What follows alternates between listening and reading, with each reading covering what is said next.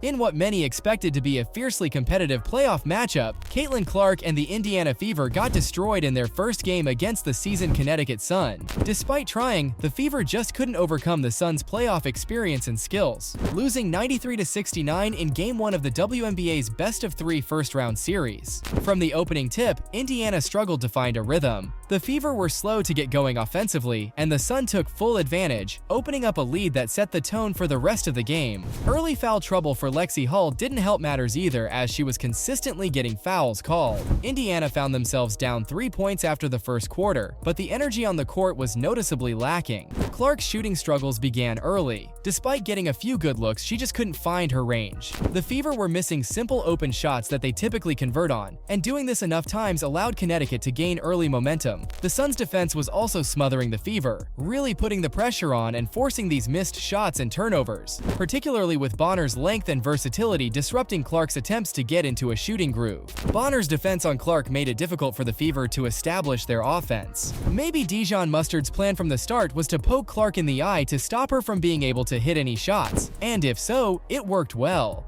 Caitlin said it didn't affect her though, saying, Caitlin, could you tell us a little bit about your eye, the hit, if it affected you, how it affected you, and through the rest of the game? Thanks. Yeah, obviously got me pretty good in the eye. I don't think it affected me. Honestly, I felt like I got good shots. They just didn't go down, and obviously a tough time for that to happen. Like I got some really good looks. I felt I had three pretty wide open threes in the first half that like you usually make. So that's tough, but I felt like I battled and tried my best, took care of the ball. By the second quarter, Indiana was down 5 points, and while they had some promising moments, their defensive lapses continued to be a major issue. The Fever allowed Connecticut to dominate the offensive glass, giving up 6 offensive rebounds in the first quarter alone, which continued into the second. Indiana tightened up slightly as the game progressed, but those second-chance points dug a deeper hole for them to climb out of. This allowed Connecticut to take control, especially when Indiana failed to lock down key defensive stops at crucial moments. The Sun were getting a lot of quality looks, and though Indiana tried fighting back, they just couldn't seem to cut down the deficit before halftime. Clark's own shooting struggles continued as she went just 1 of 11 from the field at one point. The game wasn't flowing well for the Fever, and even Clark admitted that.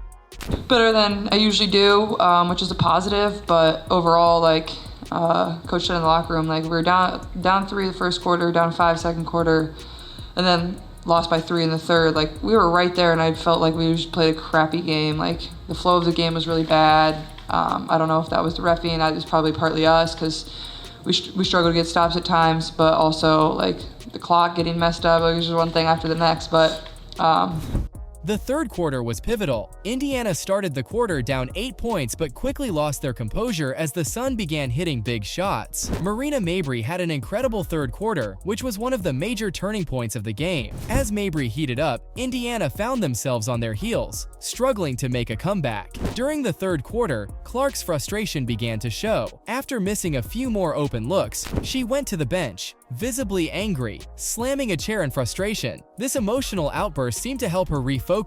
Right after the timeout, Clark hit a couple of much-needed shots, cutting the deficit down. However, despite her best efforts to rally the team, the Sun continued to counter every Fever run with clutch shots of their own. Clark spoke about it, saying, Caitlin, what positives do you take away from this first game? And I think in the third quarter timeout, you went to the bench, slammed the chair, and then hit a couple of shots right after that. I mean, I don't know if they cleared your head or got you going, or just frustration and things happen afterwards. yeah, well, I felt like my shot felt right there. That's why, like, it's so frustrating as a shooter, like, when it feels so good, but it won't go down for you. That's what sucks about it, but like I said, I'm proud of our team. Like, you know, we battled, we fought. It wasn't pretty, but, you know, we were right there. I think we cut it to 8 there with a few minutes to go in the third, but then I think they came back down and maybe hit a 3 on us. So I think it went into, they were up maybe by 11 going into the fourth, so, and could never really claw back into it really to give ourselves a chance. As the fourth quarter began, Indiana trailed by 11 points. Clark and her teammates pushed hard, but the Suns' defense held strong. Marina Mabrey continued to be a thorn in Indiana's side, hitting multiple big shots that effectively sealed the game for Connecticut. Indiana's offense also stalled, with the team only managing to score 12 points in the final frame. The Fever were unable to execute in key moments, allowing Connecticut to pull away for good. Clark, who finished with 14 points and 6 assists, remained optimistic despite the loss, emphasizing that the Fever are capable of bouncing back. Caitlin, you had talked yesterday about how you felt like every time the team played here, you just didn't play well, and then you called it a crappy game today. Is there something about this building or being here that impacts that? No. Like I said, like we were down 8 or something, maybe 11 going into the fourth. Like we had our chances. Like I felt like I said, we didn't play well. Like we didn't play to the level that we're capable of playing. And you know, we didn't shoot the ball like we're capable of. But even that to the side, like we're capable of winning this game without making shots. Our defense could have been a little bit better. You know, obviously Marina gets hot and she's a really good player, but you know, I had a few lapses on the defensive end where, like, as a shooter, once you see 2 in a row go in, like the basket looks huge, so you can't allow that. But like I said, I mean, we can win. It's not anything about the building. It's not about the gym. It's not about the hoops. Like, I have all the confidence in the world in this team, and everybody in our locker room does, and I know we'll be a lot better on Wednesday. Clark was clear in her belief that the Fever can turn things around in Game 2. The Fever know that they'll need to make significant adjustments, particularly in rebounding and shot selection, if they're going to stay alive in the series. Indiana will have to shake off the disappointment of Game 1 and come out stronger, especially with their backs against the wall. Clark, as one of the team's leaders, will no doubt look to step up her performance in Game 2 and lead her team to victory. Christy Sides also commented on the poor ref calls that were being made, saying, Coach, you got pretty animated and got a technical foul early in the game, and Caitlin mentioned in her first answer about the refs, so is that something you could talk about? Yeah, you know, I just feel like there's some body contact, there's some, sometimes these guys are coming off screens and movements where they're just getting bodied a lot. I thought that was happening early. I thought AB was getting, you know, not getting some calls down low that she probably should have.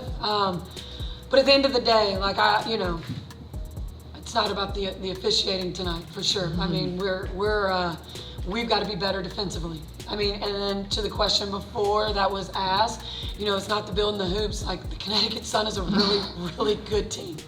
They're a really good team with a lot of experience, and they know what it takes to step up to that next level, that playoff level. And that's what we're going to be, and that's who we are going to become. And so that is, you know, they made it really difficult, and we've got to close that gap. So, for now, the Fever are left to regroup and refocus. The team is determined to even the series and prove that they belong in the playoffs. With Clark's leadership and a renewed sense of urgency, Indiana will look to make a statement in the next game.